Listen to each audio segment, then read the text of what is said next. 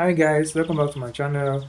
In this video I want to show us how we can find the slope of this line using this equation. Alright, solution.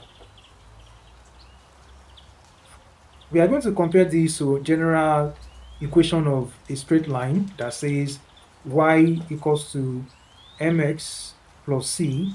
Alright, so now we are going to compare this equation with this given equation. Alright, so now we have 2x plus 11y minus 33 equals 0. Alright, so we're going to make this look like this. Now what's the first thing we do? Let's take this 2x and this minus 33 to the other side. So we have 11y equals to, by the time you bring this here, it becomes minus 2x. You take this to the other side, becomes plus 33. Then what do? Divide both sides by 11.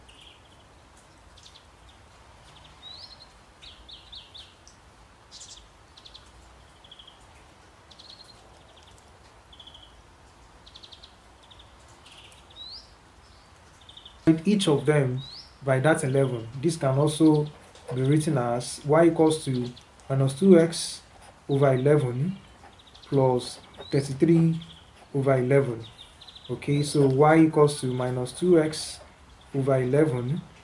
11 can go in 33, which is 3. Okay, so then let's write the general equation again.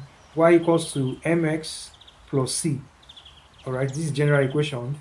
And from this general equation, what is our m? The m is the slope, while the c is the intercept. Okay, alright, so it means our m is the slope and our c is the intercept. Alright, so and then from here, this minus 2 over 11 represents the m.